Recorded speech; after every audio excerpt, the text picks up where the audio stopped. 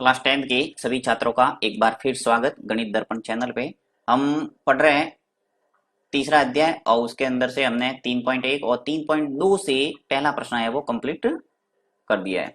आज हम देखेंगे दूसरा प्रश्न। दूसरा प्रश्न क्या है, देखिए यहाँ पे कि आपको दे रखा है समीकरण, रैखिक समीकरण युग्म। उसके अंदर से बोला है कि अनुपात a1 बट्टा a2, b1 बट्टा b2 और c1 बट्टा c2, ये अनुपात तीनों की तुलना कर ज्ञात कीजिए कि निम्न समीकरण युग्म द्वारा निरूपित रेखाएं एक बिंदु पर प्रतिच्छेदित करती है, समांतर है अथवा संपाती है। अब देखिए यहाँ पे इस प्रश्न को समझने से पहले मैंने जो 3.2 को पढ़ने से पहले आपको बेसिक वाला एक वीडियो अपलोड किया था, वो आपने जरूर देखा होगा, क्योंकि उसके अंदर मैंने सारी बातें हैं वो क्लियर कर दी कि रेखाएं एक दूसरे को प्रतिच्छेदित कब करेगी, समांतर कब होगी और संपाती कब होगी। थोड़ा मैं जल्दी से यहाँ रिवाइज कर लेता हूं। देखिए यहाँ पे कि कोई समीकरण है, अगर a1 बटा a2 not equal to b1 बटा b2 आता है, b1 बटा b2, तो ऐसी स्थिति में रेखाएं एक दूसरे को क्या करेगी, प्रतिच्छेदित करेगी। अगर आपके a1 बटा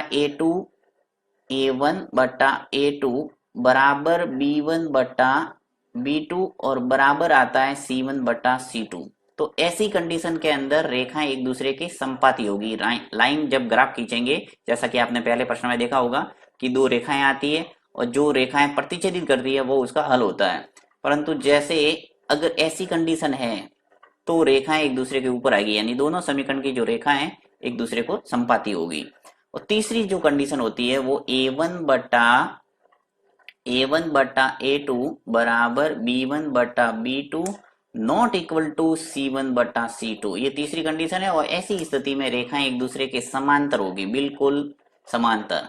तो इसका कोई हल नहीं होता, यानी कह सकते हैं कि रेखा एक दूसरे के समांतर। यहाँ पे इस प्रश्न के अंदर सिर्फ यही आपको पूछा है कि प्रतिच्छेदित करती है, समांतर करती है या संपाती है, ये आपको जवाब देना है। तो तीनों कंडीशन जब आप देखेंगे तो आपको पता चल जाएगा। इसके साथ ही आपको मैंने एक्स्ट्रा बातें बताई थी, देखिए जल्दी से इसमें और रिपीट करते हैं कि ये जो समीकरण आता है इसमें रेखाएं एक दूसरे के प्रतिच्छेदित करती है और सिर्फ एक और केवल एक हल होता है। और एक समीकरण युग्म कैसा होता है, संगत। ये तीन बातें आपको याद रखना प्रत्येक के लिए।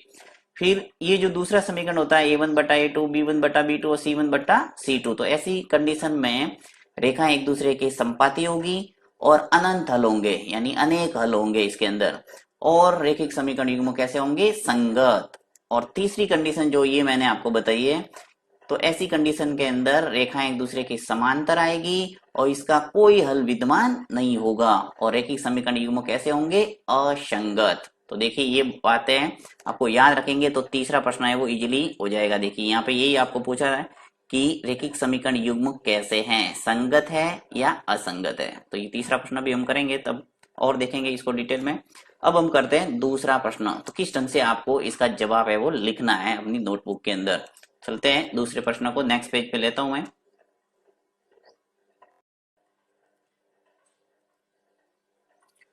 तो ये दूसरा प्रश्न मैंने ले लिया है, यहाँ पे वापस पढ़ता हूँ एक बार कि अनुपात a1 bye a2, b1 bye b2, c1 bye c2 की तुलना कर ज्ञात कीजिए कि निम्न समीकरण युग्म द्वारा निरूपित रेखाएं एक बिंदु पर प्रतिच्छेदित करती है, समांतर है अथवा संपाती है। लेता हूं मैं पहला प्रश्न।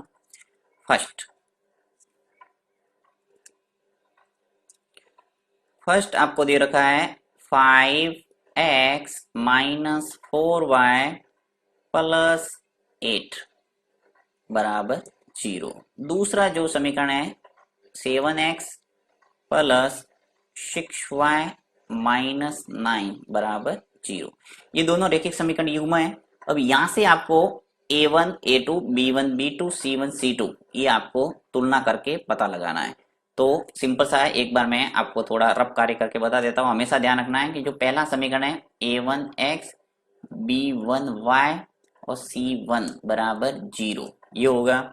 और दूसरा समीकरण जो होगा a2x b2y और c2 बराबर 0, यानी कि जो पहला समीकरण है ये इसकी तुलना इससे करना है, यानी जहां x के आगे जो भी गुणांक होगा वो a1 होगा, y के आगे जो गुणांक होगा वो b1 होगा, जो अक्षर पद होगा सिंगल जिसके साथ में कोई x और y नहीं है वो क्या होगा C1।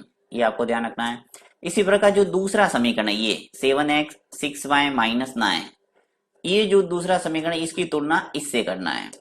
a2x b2y और c2 बराबर 0, यानी x के आगे होगा वो a2 होगा, y के आगे होगा वो b2 होगा और नेक्स्ट जो अचर पद है वो c2 होगा।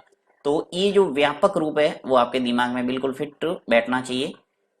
दो दो अक्षरों वाले रैखिक समीकरण युग्म का ये व्यापक रूप है। वैसे मैंने ये पूरा बेसिक क्लियर किया था सभी उस वीडियो के अंदर। तो बढ़ते हैं इस प्रश्न को हल करते हैं।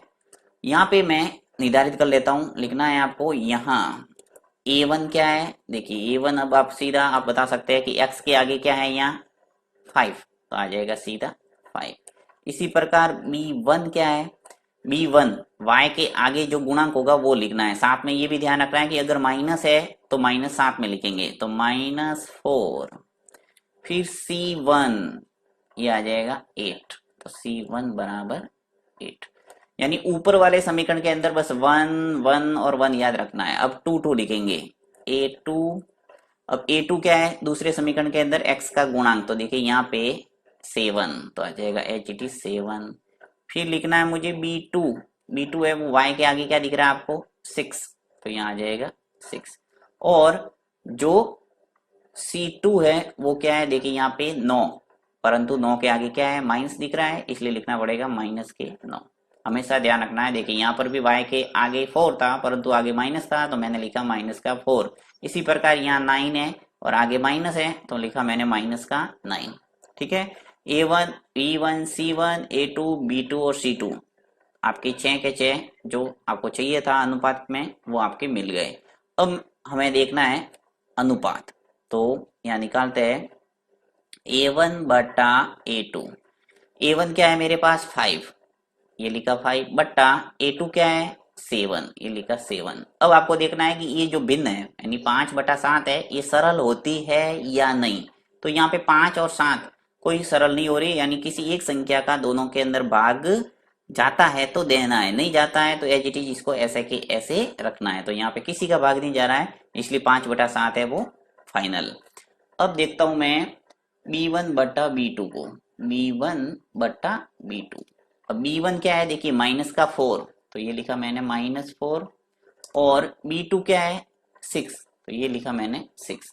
अब देखिए यहाँ पे कि जो 4 और 6 हैं इसके दोनों के अंदर 2 का भाग जा रहा है, इसलिए आपको देना पड़ेगा, यानी भिन्न को अंतिम रूप से सरल करना है। आपने छोटी क्लासों के अंदर पढ़ा होगा भिन्नों को सरल करना।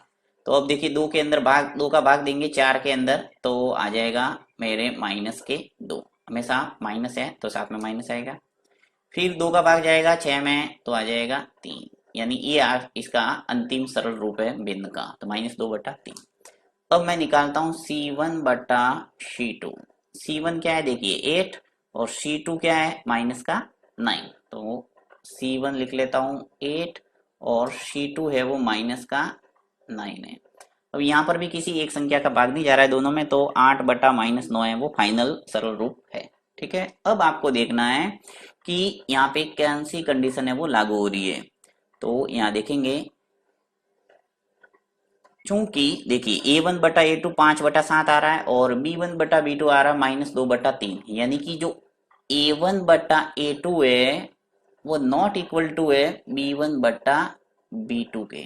ओके, यानी जो a1 बटा a2 का अनुपात है 5/7, ये b1 बटा b2 के अनुपात -2/3 के बराबर नहीं है।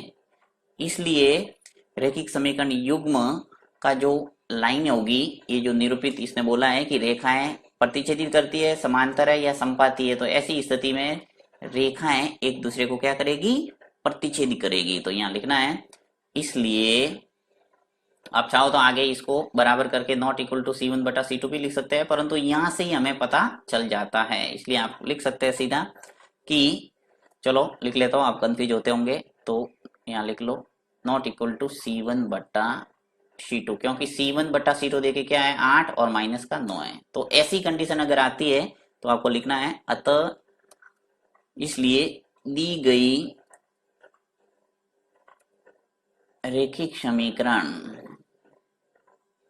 या फिर सीधा ही लिख लो आप की रेखाएं प्रतिच्छेदित करेगी। शॉर्टकट ही लिखते हैं। इसलिए रेखाएं एक बिंदु पर क्या करेगी, एक बिंदु पर प्रतिच्छेद करेगी, प्रतिच्छेद करेगी। ठीक है, इस ढंग से आपको जवाब लिखना है। A1 बटा A2 not equal to B1 बटा B2 और नॉट इक्वल टू C1 बटा C2 ऐसी कंडीशन आती है तो आपको लिखना है कि रेखाएं एक बिंदु पर प्रतिच्छेदित करेगी, यानी जो पहली कंडीशन है वो आपके आ गई। अब करते हैं नेक्स्ट प्रश्न, जिससे और क्लियर हो जाएगा आपके। चलिए तो सेकंड प्रश्न लेते हैं। सेकंड है वो क्या है, 9x प्लस 3y प्लस 12 बराबर 0। दूसरा जो समीकरण है वो 18x प्लस 6y प्लस 24 बराबर 0। अब इन समीकरण से हम निर्धारित कर लेंगे A1 B1 C1 A2 B2 C2। तो यहाँ पे लिख लेता हूँ, यहाँ A1 क्या है, अब जल्दी से आप बता सकते हैं। देखिए इस x का गुणांक है वो क्या है 9, जल्दी करूंगा मैं थोड़ा यहाँ पे। B1 क्या है, y का जो गुणांक है वो क्या है 3, तो आ जाएगा 3। फिर C1 क्या है, C1 है वो क्या है 12। A1 आ गया, B1 आ गया और C1 आ गया पहले समीकरण से। इसी प्रकार दूसरे समीकरण से हम A2 निर्धारित कर लेंगे। देखिए A2 क्या है, इस x का जो गुणांक है 18 वो आ जाएगा A2। फिर B2 क्या है, y का जो गुणांक है 6, ये आ जाएगा B2। इसी प्रकार जो C2 है वो आ जाएगा यहाँ पे 24, तो ये आ जाएगा 24। यानी आपके A1 B1 C1 A2 B2 और C2 ये आपको मिल गया। अब आपको निकालना है अनुपात, तो अनुपात लिख लेते हैं A1 बटा A2। अब A1 बटा A2 क्या है, देखो 9 बटा 18, तो आ जाएगा 9 बटा 18। अब यहाँ पे सरल हो रहा है इसलिए करना पड़ेगा, 9 का भाग दोनों में जा रहा है, 9 1 जा 9, 9 2 जा 18, तो 2 आ जाएगा यहाँ पे। इसी प्रकार B1 बटा B2, B1 बटा B2, B1 क्या है देखिए 3, तो 3 आ जाएगा। और B2 है वो 6 है। यहाँ पर भी 3 का जो भाग है वो दोनों में जा रहा है, यानी 3 का भाग 3 में भी जा रहा है और 6 में भी जा रहा है, तो भाग देना पड़ेगा। 3 एकम 3 और 3 दूनी 6, 2 बार चला गया, यानी भिन्न को सरल कर रहे हैं, राइट। अब C1 बटा C2, C1 बटा C2 क्या आ जाएगा 12 बटा 24, और 12 का भाग दोनों में जा रहा है, 12 का भाग एक बार गया, 12 का भाग 24 में 2 बार गया। यानी कि आपने यहाँ विशेषता क्या देखी है, चूंकि देखिए A1 बटा A2 आपको 1 बटा 2 नजर आ रहा है, B1 बटा B2 1 बटा 2 और C1 बटा C2 भी क्या आ रहा है 1 बटा 2। यानी कि आपने देखा कि A1 बटा जो A2 है वो बराबर है किसके, B1 बटा B2 के, और ये बराबर है किसके, C1 बटा C2 के। तो ऐसी कंडीशन में रेखाएं कैसी होती है, एक दूसरे के संपाती, ये आपको पहले ही मैंने बता दिया था, तो आप इजीली लिख सकते हैं। यहाँ लिखेंगे कि रेखाएं, इसलिए रेखाएं एक दूसरे की क्या होगी, एक दूसरे के संपाती होगी, संपाती होगी। तो ये है दूसरे प्रश्न का हल। नेक्स्ट लेते हैं तीसरा प्रश्न। तीसरा क्या दे रखा है, 6x माइनस 3y प्लस 10 बराबर 0। दूसरा समीकरण है 2x माइनस y प्लस 9 बराबर 0। ये दोनों रैखिक समीकरण युग्म आ गए। अब हम यहाँ से निर्धारित कर लेते हैं A1 B1 C1 A2 B2 और C2। तो यहाँ लिखता हूँ A1। अब A1 है वो क्या है, पहले समीकरण में x का गुणांक है वो है A1, तो यहाँ पे x का आगे क्या है 6, तो यह आ जाएगा 6। इसी प्रकार B1 क्या है, y के आगे जो गुणांक है वो, यानी y का गुणांक क्या है माइनस का 3, तो आ जाएगा माइनस का 3। C1 क्या है, अचर पद यानी 10, तो आ जाएगा यहाँ 10। ओके, इसी प्रकार A2 क्या है, दूसरे समीकरण में x का गुणांक है वो, तो यहाँ दूसरे समीकरण के अंदर x का गुणांक क्या है 2, तो आ जाएगा 2। फिर B2 क्या है, B2 है वो y का गुणांक है। यहाँ पे देखिए y का गुणांक आपको कोई नजर नहीं आ रहा, इसका मतलब क्या हुआ, ये एक यहाँ हम लिख सकते हैं, तो एक गुणांक हो जाएगा B2। साथ में आपको ध्यान रखना यहाँ माइनस है, इसलिए आपको माइनस लिखना पड़ेगा 1। इसी प्रकार C2 है वो क्या हो जाएगा 9। तो यहाँ ध्यान रखना है, जब भी आपको कोई गुणांक नजर नहीं आए तो उसका गुणांक कितना हो जाएगा 1। जैसे देखिए यहाँ पे अगर 6 नहीं होता x के आगे, मान लो 6 नहीं होगा और सीधा x आ गया, x माइनस 3y प्लस 10 अगर होता तो मैं x का गुणांक कितना लिखता 1, क्योंकि x के आगे कोई नहीं, इसका मतलब गुणांक क्या आएगा यहाँ पे 1। ठीक है, तो इस बात का ध्यान रखना है कि यदि आपको गुणांक कोई नजर नहीं आए तो उसका मतलब 1 है। फिर एक बात और क्लियर कर दो कि जैसे कोई पद है ही नहीं, बिल्कुल y वाला पद ही नहीं है, तो उसका गुणांक 0 होगा। इस बात का भी ध्यान रखना है, अगर पद है और गुणांक आपको नजर नहीं आ रहा है तो आपको गुणांक मिलना है, लिखना है 1। ये दोनों बात ध्यान रखना। अब देखो यहाँ मैं निर्धारित कर लेता हूँ A1 बटा A2। A1 बटा A2 है वो क्या हो जाएगा, देखो A1 क्या है मेरे पास 6, ये आ जाएगा 6। A2 कितना है 2। अब ये सरल होता है तो कर दो, 2 का भाग 6 में जा रहा है तो आ जाएगा 3। ठीक है, चाहो तो नीचे 1 लिख सकते हैं, अगर व्यवस्थित आपको रखना है तो लिख लो, यानी 2 का भाग दोनों में जा रहा था, मैंने दे दिया, 2 में 1 बार गया और 6 में गया 3 बार। इसी प्रकार B1 बटा B2 लिख लेता हूँ, B1 बटा B2। B1 क्या है मेरे पास माइनस का 3, तो ये आ जाएगा माइनस का 3, और B2 क्या है माइनस का 1। ठीक है, अब देखिए यहाँ पे ऊपर और नीचे दोनों जगह माइनस है, तो माइनस माइनस हटा दो, ये आ जाएगा इसका सरल रूप 3 बटा 1। इसी प्रकार C1 बटा C2, C1 क्या है मेरे पास 10 और C2 क्या है 9, तो ये आ जाएगा। अब ये सरल नहीं होगा, इसको ऐसा ही रख देते हैं।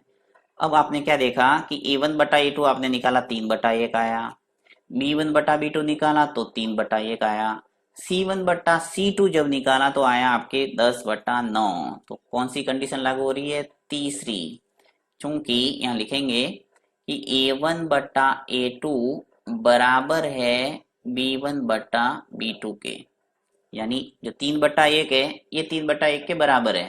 A1 बटा A2 और B1 बटा B2 तो बराबर है, परंतु बराबर नहीं है C1 बटा C2 के, यानी A1 बटा A2 बराबर B1 बटा B2 but not equal to C1 बटा C2। तो ऐसी स्थिति में लिखेंगे, इसलिए रेखाएं रेखाएं क्या होगी, रेखाएं एक दूसरे की क्या होगी समांतर, यानी इसका कोई हल विद्यमान नहीं होगा, तो रेखाएं एक दूसरे के समांतर होगी, समांतर होगी। ठीक है, तो यहाँ पे आपने क्या समझा कि दूसरे प्रश्न के अंदर आपके तीनों कंडीशन आ रही है। पहले के अंदर रेखाएं प्रतिच्छेदित कर रही है, यानी कि रेखाएं एक दूसरे को क्या कर रही है प्रतिच्छेदित।